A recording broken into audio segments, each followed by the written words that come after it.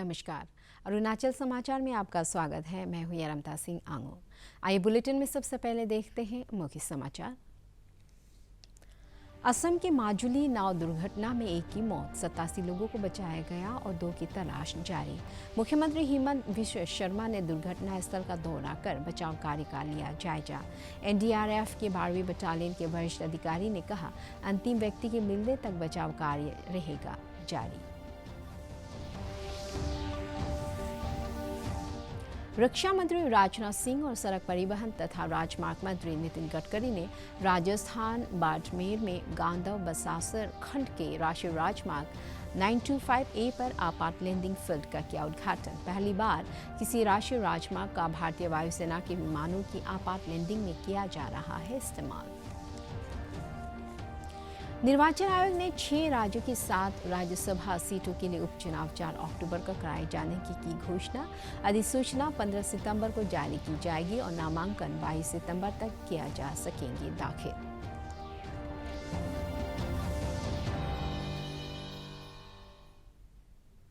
असम के मुख्यमंत्री हिमंत बिश्व शर्मा ने जोरहाट जिले में दुर्घटनाग्रस्त हुए नाव के स्थल का आज दौरा किया।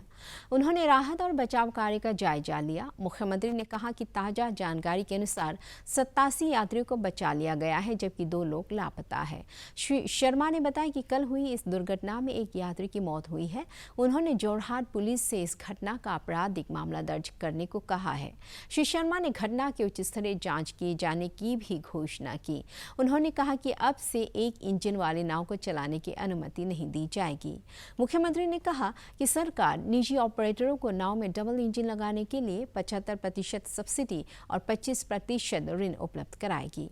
श्री शर्मा ने कहा कि जोरहाट और माजुली को जोड़ने वाला ब्रह्मपुत्र पर बहुप्रतीक्षित पुल का निर्माण कार्य डिजाइन की स्वीकृति मिलने के बाद नवंबर से शुरू हो जाएगा। ये निर्माण 4 वर्ष में पूरा होगा। एनडीआरएफ की 12वीं बटालियन के जवान स्थानीय प्रशासन के साथ मिलकर राहत और बचाव कार्य में लगे हुए हैं।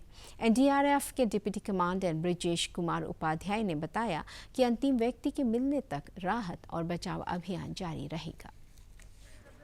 2 बोट आपस में टकरा गई थी, उसमें एक बोट जो कंट्री बोट थी वो कैप्साइज हो गई थी। तो उसमें से कुछ लोग मैनेज करके खुद को रेस्क्यू कर लिया और कुछ लोग मिसिंग थे। तो जिसका करेक्ट डाटा जो है वो स्टेट के द्वारा भी नहीं मिल पा रहा था। तो उसके बाद जो हमारी एनडीआरएफ की एक टीम, जो फर्स्ट एनडीआरएफ की टीम थी, वो जोरहाट में ही बेस थी, वो तुरंत रिस्पांस की।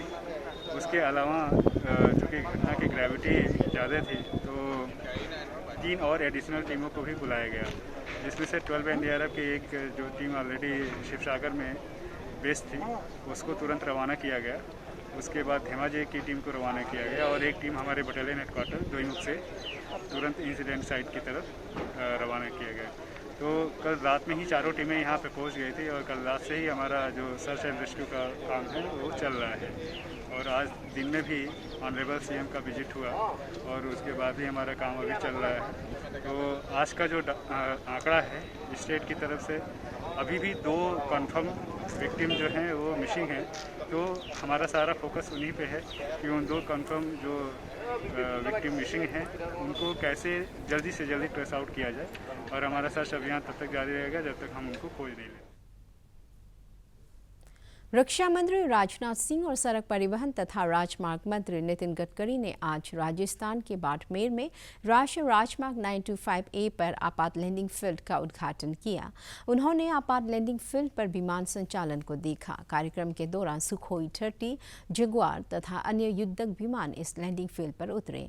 पहली बार किसी राष्ट्रीय राजमार्ग का इस्तेमाल भारतीय वायुसेना के विमानों की आपात लैंडिंग के लिए किया जा रहा है।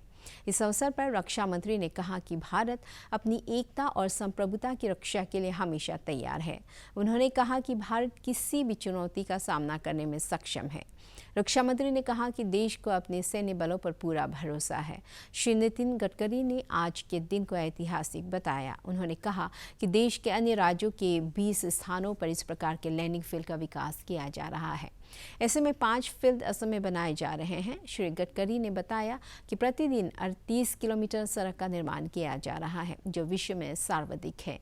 उन्होंने कहा कि कई सड़क परियोजनाएं रिकॉर्ड समय में पूरी की गई है। श्री गडकरी ने यह भी बताया कि दिल्ली और जयपुर के बीच इलेक्ट्रिक राजमार्ग के निर्माण के प्रयास किए जा रहे हैं। देश आज़ादी का यह अमृत महोत्सव मना रहा है, साथ ही 1971 का युद्ध जिसमें हम लोगों ने विजय हासिल की थी, उसका यह स्वर्णिम वर्ष भी यह देश मना रहा है। और आज जहां पर खड़े होकर हम अपना विचार व्यक्त कर रहे हैं, यह स्थान भी 1971 की विजय का यह साक्षी रहा है। और ऐसे में इमरजेंसी लैंडिंग फील्ड का निर्माण मन में तो उत्साह पैदा करता ही है, साथ ही सुरक्षा के प्रति भी मन के अंदर एक विश्वास का भाव पैदा करता है, एक सेंस ऑफ कॉन्फिडेंस पैदा करता है।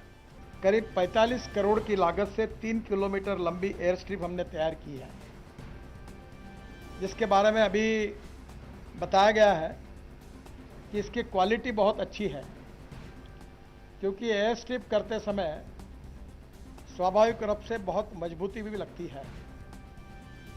ऑस्ट्रेलिया में हमारे भारतीय वैज्ञानिक ने जो आयरन स्लैग है, स्टील स्लैग, इसका यूज़ करके उन्होंने एयर स्ट्रिप बनाई है और जिसको ऑस्ट्रेलियन सरकार ने मान्यता दी है। और हमारे देश में ये स्लैग, ये वेस्ट मटेरियल है। तो हम लगातार इनोवेशन और रिसर्च के द्वारा नए नए प्रयोग करते हैं। निर्वाचन आयोग ने 6 राज्यों की 7 राज्यसभा सीटों के लिए उपचुनाव 4 अक्टूबर को कराए जाने की घोषणा की है। अधिसूचना 15 सितंबर को जारी की जाएगी और नामांकन 22 सितंबर तक दाखिल किए जा सकेंगे। पश्चिम बंगाल से मानस रंजन भूनिया, असम से विश्वजीत देवमारी, तमिलनाडु से केपी मुनुसामी और आर वेथलिंगम ने अपनी सीटों से इस्तीफा दे दिया है।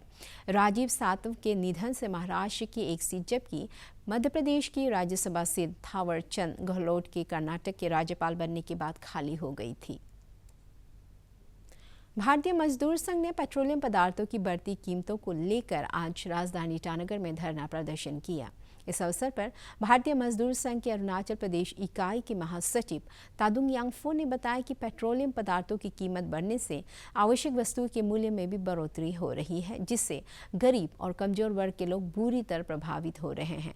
भारतीय मजदूर संघ की राज्य इकाई ने केंद्र सरकार से पेट्रोलियम पदार्थों के मूल्य में कमी लाने के लिए इसे जीएसटी में शामिल करने की मांग की। संघ का कहना है कि जीएसटी में शामिल होने के बाद पूरे देश में समान मूल्य पर पेट्रोलियम उत्पाद उपलब्ध होंगे और इससे आवश्यक वस्तुओं की कीमतों पर नियंत्रण किया जा सकेगा। सबसे पहले पेट्रोल डीजल का दाम कम होना है और पेट्रोल डीजल का दाम ज़्यादा बढ़ने के कारण से आज हर चीज़ में आप जो खाने पीने से लेके पीने तक जो भी सामान जो है वो दाम बढ़ चुका है और यहाँ ब्लैक मार्केट भी हो रहा है। इसलिए हम लोग का डिमांड ये है कि तेल को, पेट्रोल डीजल को सरकार जल्दी से जल्दी उसको कंट्रोल करे कि दाम को रुकाया जाए। और दूसरा बात जो है, तेल को, पेट्रोल डीजल को जीएसटी कानून की दायरे में लाए, ताकि आने वाला दिन में जो जीएसटी कानून में लाने से कंट्रोल में आएगा। अरुणाचल प्रदेश में कृषि और बागवानी उत्पादों का स्टोरेज की समस्या लंबे समय से चली आ रही है।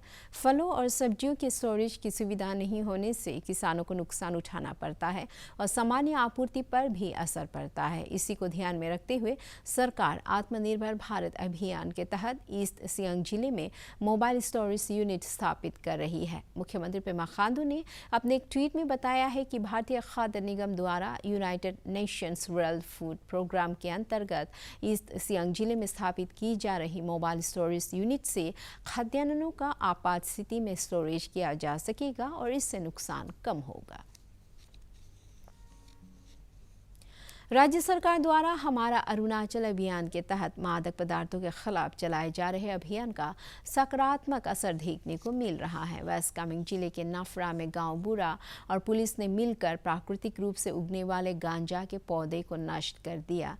जिला पुलिस द्वारा जारी विज्ञप्ति के अनुसार 200 स्थानीय युवाओं और पुलिस ने मिलकर बड़े क्षेत्र में उगे गांजा के पौधे को नष्ट किया।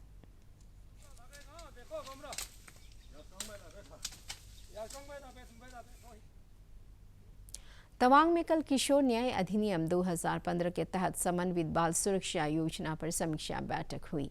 जिला उपायुक्त सांग फुनसो की अध्यक्षता में आयोजित इस बैठक में पुलिस अधीक्षक बी कमदक, जुडिशियल मजिस्ट्रेट उतुम सोबो, बाल कल्याण समिति के अध्यक्ष नवांग यूतोन सहित सभी हितधारकों ने हिस्सा लिया।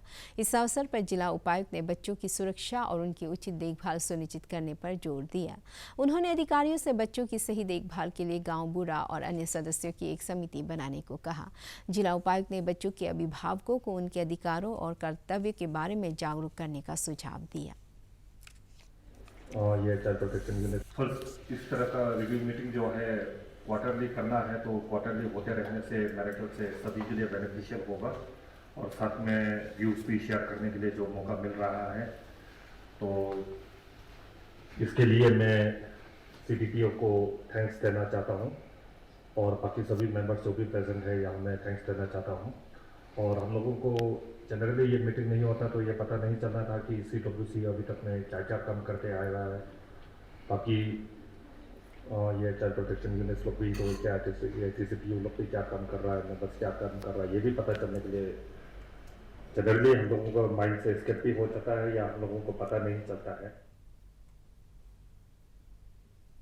देश भर में पिछले 24 घंटे में कोविड के 43,000 से अधिक नए मामले दर्ज किए गए और 40,000 रोगी स्वस्थ हुए। केंद्रीय स्वास्थ्य मंत्रालय के अनुसार इस समय देश में कोविड के कुल 3,93,000 सक्रिय मामले हैं और रिकवरी दर 97.48% हो गई है।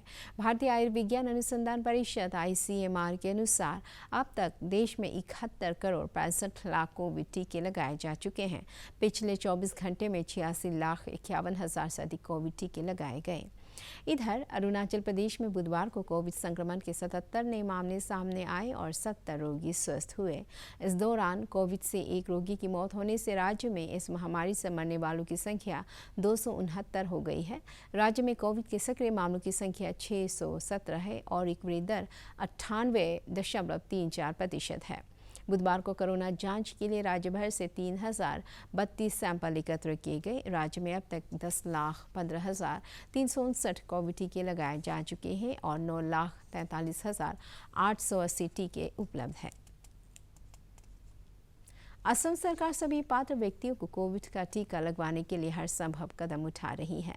मुख्यमंत्री हेमंत बिस्वा शर्मा ने बुधवार को गुवाहाटी स्थित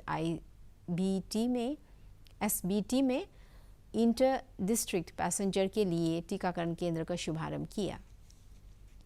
मुख्यमंत्री ने राज्य के 6 जिलों के लिए 15 मोबाइल वैक्सीन वैन का भी शुभारंभ किया।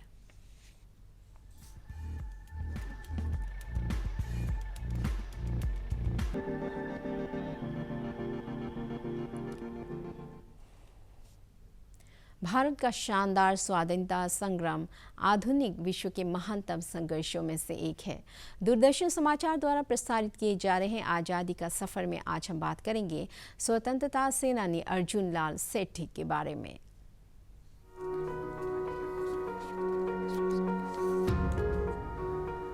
आज की कड़ी में हम बात करेंगे अर्जुन लाल सेठी की। उनका जन्म 9 सितंबर 1880 को जयपुर में हुआ था। वे क्रांतिकारी स्वाधीनता सेनानी और शिक्षक थे। सेठी ने कलेक्टर का पद भी ठुकरा दिया। उनका मानना था यदि उन्होंने ब्रिटिश प्रशासन के तहत काम किया तो राष्ट्र की आजादी के लिए काम कौन करेगा। रास बिहारी बोस ने उन्हें राजस्थान में सशस्त्र क्रांति की जिम्मेदारी सौंपी। इंदौर में कल्याणमल महाविद्यालय के प्रधान अध्यापक के रूप में काम करते समय सेठी को गिरफ्तार कर लिया गया और 6 साल यानी 1922 तक हिरासत में रखा गया। 1923 में सेठी के पुत्र प्रकाश को गंभीर बीमारी हो गई। सेठी को टेलीग्राम भेजकर शीघ्र जोधपुर आने का अनुरोध किया गया। उसके साथ ही सेठी को एक और टेलीग्राम मिला जिसमें गतिविधियों की बैठक के लिए बम्बई जाने को कहा गया था। बेटे का प्यार भी उन्हें कर्तव्य की राह से विचलित नहीं कर सका।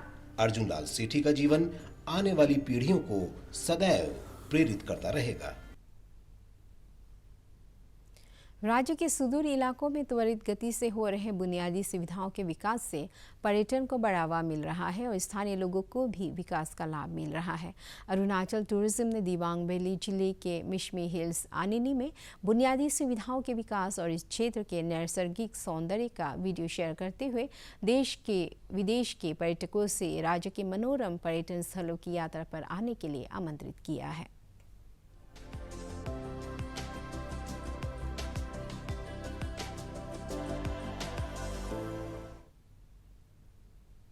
अरुणाचल समाचार के आज के अंक में इतना ही। जाने से पहले आप सभी से अनुरोध है कि कोविड-19 के दिशा निर्देशों का पालन करें, हमेशा मास्क लगाएं, बार बार हाथ धोएं और सोशल डिस्टेंसिंग के नियमों को मानें।